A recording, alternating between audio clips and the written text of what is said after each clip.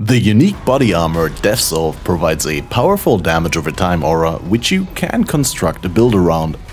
With the base damage buffed and new support gems added to the game, the build is strong on both life-based and chaos inoculation setups.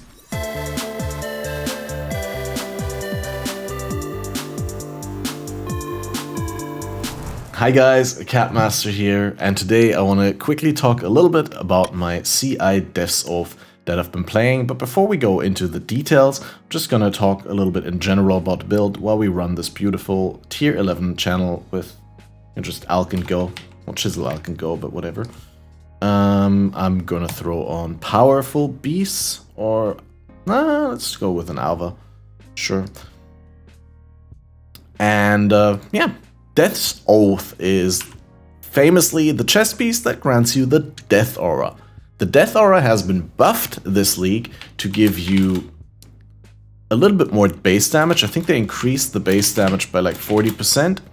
And yeah, this is what it does. It just deals chaos damage over time. The explosions have nothing to do directly with Death's Oath. Explosions are from Profane Bloom, from the Occultist Ascendancy in this specific case. And for a single target, we're using Blight, which is a channeling skill that also deals chaos damage over time. But it is a stacking debuff that you can ramp up and apply up to 20 times. Well, what you probably already learned in this league is that explosions are very, very good for ultimatums, right? Especially the explosions that are based on enemy HP. Or percentage of the enemy HP are really, really powerful. Especially if you can get the limited area of effect ultimatum mod.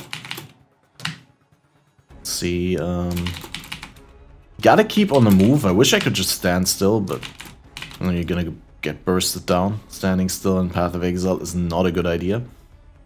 But I'm hoping that we get the less AoE one. And we're going for Stalking Ruin here.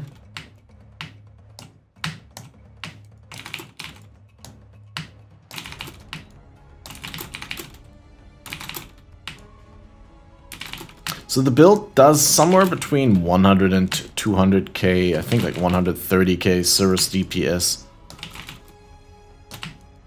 with the Death Aura, but then another couple 100k, like between 300 and 400k with Blight.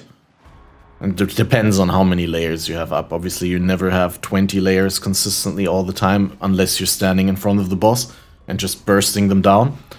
But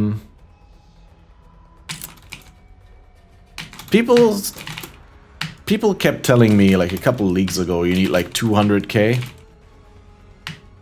DPS in order to clear well in tier 16 maps. And we're getting there, we're definitely getting there. I've looked at some life-based Death's Oath builds. Because not only did we get more base damage on Death's Oath, but we also got a new support gem, which works in life-based versions of the build. Sadly, as a CI version, I cannot gain the life tap buff, but obviously being CI comes with all the perks that you have when you CI, which is you get to use 5 utility flasks, right? No instant life flask, because you also don't need it because you got energy shield recharge, which with Wicked Ward can't be interrupted for 4 seconds after it started. Very good. I like it a lot, and honestly this feels more tanky than any of the life-based builds that I had, even though they were dodge capped and had a lot of evasion. I don't know.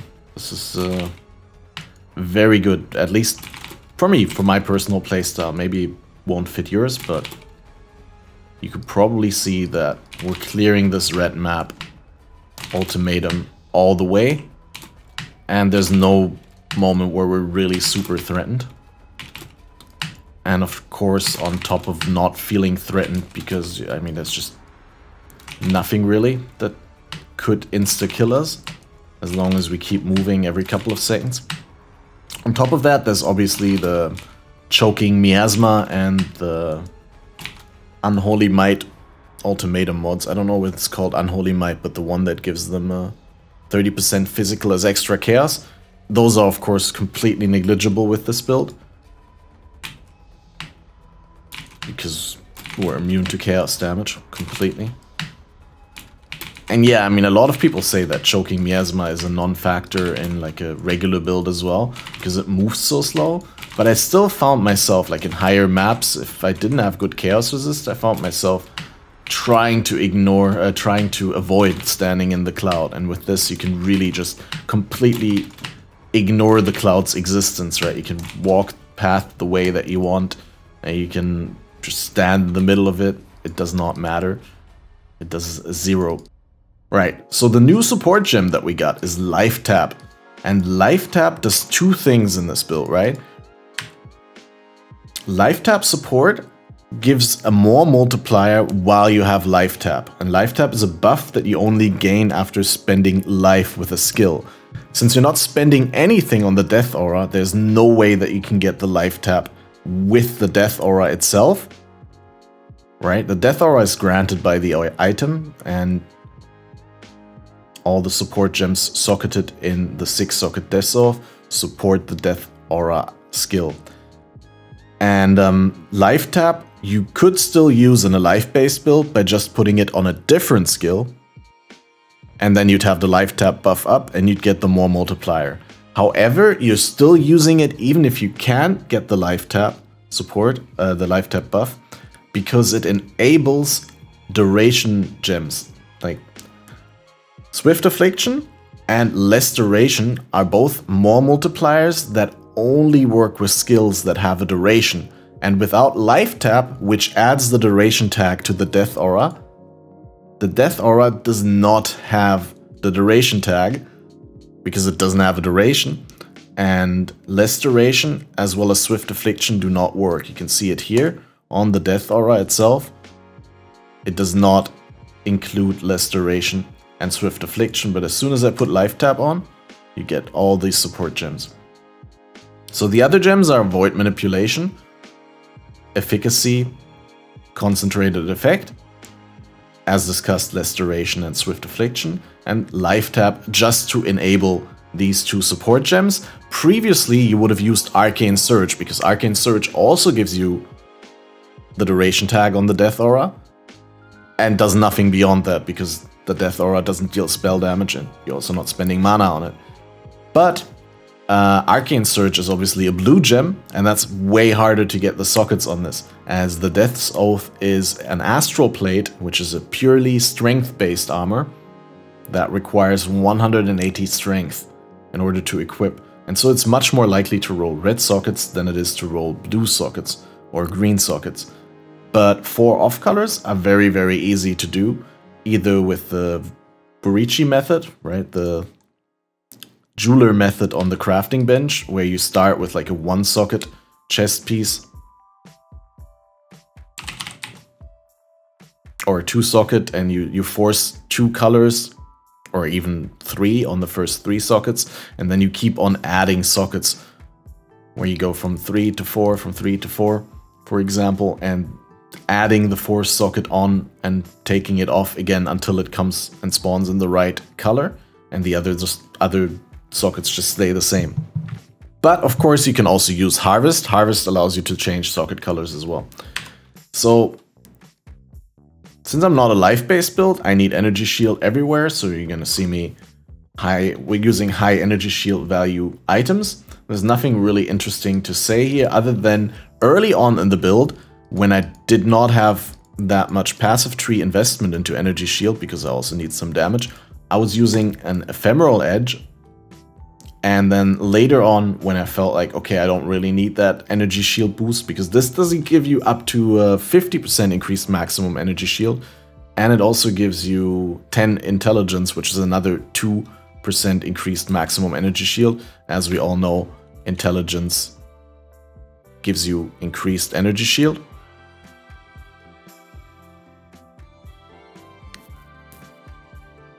But then I decided to use a double damage over time multiplier wand, onto which I crafted chaos damage. What's really important for the build is the addition of the new Iolite ring bases. Iolite rings come with up to 23% implicit chaos damage increase multiplier. But of course, There's also a new type of catalyst, which is the Noxious Catalyst, which you can use to increase the quality on these rings and to enhance the physical and chaos damage modifiers, which brings it up by 20%. So I go up to 27 on the implicit, and on the explicit mod, we use essences. Essence of Envy is the one that I'm fresh out of because I crafted that ring. There's Screaming, Deafening, and Shrieking, of course. Shrieking and Deafening. Deafening is the highest. And you can upgrade 3 for 1. And I used Shrieking, Deafening, the highest one on this one.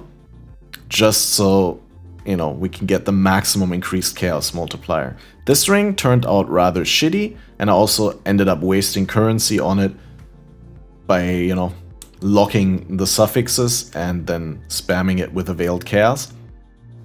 But we did get the Chosen prefix, which gives nice life regen, and mana, which is great, right? This one's slightly better because it also gives me a large amount of strength that I need for the Death Soul. And it allowed me to craft faster start of Energy Shield Recharge. The Energy Shield flat is not as good, right? It is a little bit higher, but basically it's just as bad as crafted. But it also has 27 intelligence here, so that's really, really nice. This ring I was much happier with as a result of my crafting than this one, but still, we are somehow able to cap off the resistances and wear those 2 rings. The next upgrades are probably going to be boots, and maybe we can get another amulet, although this one is really good for energy shield because it also comes with increased energy shield, flat energy shield, and a lot of intelligence. I anointed Sanctity because, again, I need 180 strength to equip Death Soul. Sanctity also has life regen that converts to energy shield regen, and strength and intelligence is, yeah, amazing, right?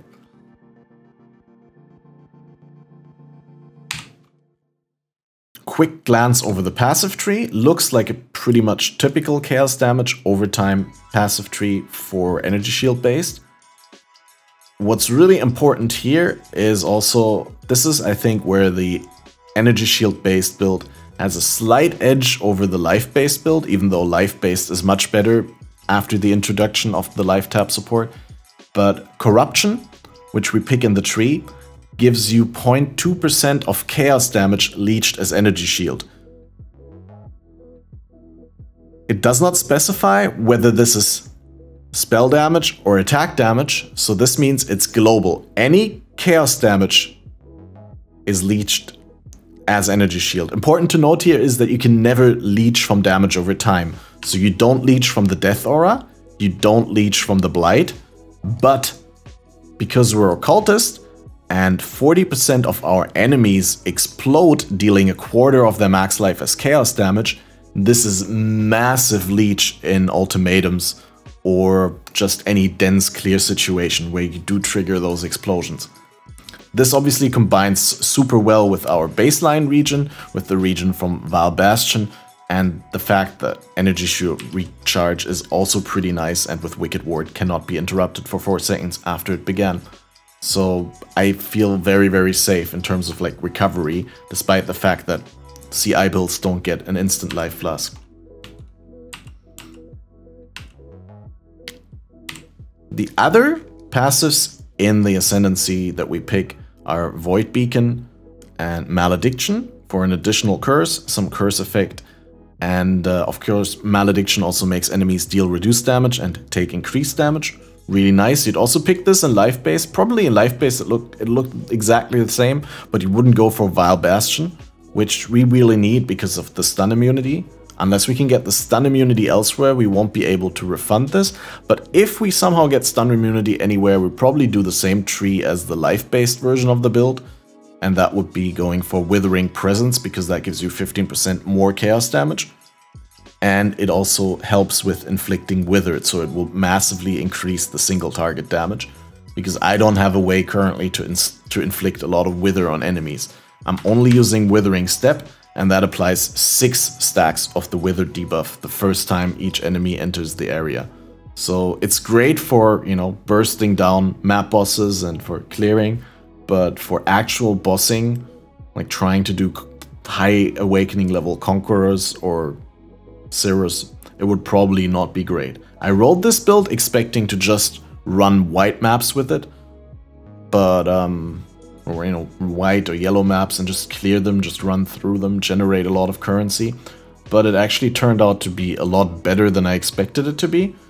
And I think I'm not sure how expensive ES gear is. I don't usually play trade leagues. But I think this might be actually cheaper to gear than the life-based version. I have no idea.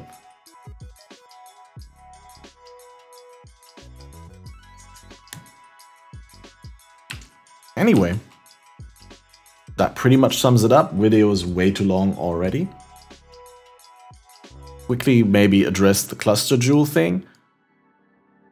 In the end, it's probably the best to go with 1 large chaos cluster jewel, 2 medium and 2 ES, but that requires a lot of investment and requires me to refund out of a lot of things in the tree, and I'd only really want to do that if I was able to remain above 8k energy shield. Ideally, I'd want to go to 9, but... So what I'm thinking right now is maybe I'll just do 2 medium cluster jewels, like 1 here and 1 there, and 2 small ones. Obviously, on these, I want to go for chaos damage over time multiplier. So Brush with Death is really, really nice, and Exposure Therapy is also really nice, despite the fact that the chaos resist against damage over time is a dead stat in this build. But Vile Reinvigoration is also really nice because it gives you energy shield and energy shield regen if you've killed recently, and since it's a clearing build, that condition is almost always true. We're just running through the map all the time. I'm sure there's some min-maxing to be done as soon as I got the points, but only level 92, probably at 94, 95, 96, we're gonna try and orient differently. Quickly going into the map to show you one more thing, and that's Withering Step is what we use to apply wither debuffs. And I use this also to boost the clear speed, right? So I get all my speed buffs up, Speed Flask and Smoke Mine, and then I press it as soon as it comes off cooldown, because it does share a cooldown with the other movement skills. And what I really like about the build is that you don't really, you don't cast anything for the Death Aura, and Blight is a channeling skill, and for the sake of interrupting Withering Step on using a different skill, only the beginning of the channeling counts. So if you were trying to get a single target boss down, I'll quickly do the Forgotten Conduit, that's probably easier, then you can start using the Blight channel and then use the Withering Step during the channel and have the continued use of Blight not interrupt your Withering Step buff, which is really, really good. Wait, what happened? Thanks for the resub, Eldev Dudorino, in the middle of the YouTube video. So, yeah, basically, as you can see, I did it completely wrong now, but what I'm trying to say is you can channel and use Withering Step. Wait. Are you kidding me? But check this out, right? Channeling, get an infusion, press, Withering Step and Elusive are still up. The reason that it wasn't working for me anymore was because I hit 0 mana by casting Withering Step during channeling. But now that I unreserved Despair, I can reproduce it. And this is how it's been working for me all league. I can't talk about how it worked last league because I didn't play Blight last league. But this is super OP, obviously, because you can stand still and Blight something down while you have all that shit. Anyway, guys, as you just saw, you can sub to the channel on Twitch. We're live on twitch.tv/CatmasterOP several days of the week, and I'm currently trying to make a schedule work, so come and say hi. We're a friendly community, and I'm still playing this build until it dies, and maybe I'm making a new skeleton summoner today or tomorrow, or after this died. So, thanks everyone for watching the video. Oh shit. I have a bulb that I took to the store with me in order to see which bulb to buy. And I wanted to put it away, and then I almost threw it on the ground. Anyway, thanks for watching, have a wonderful day, and I'll see you in the next video.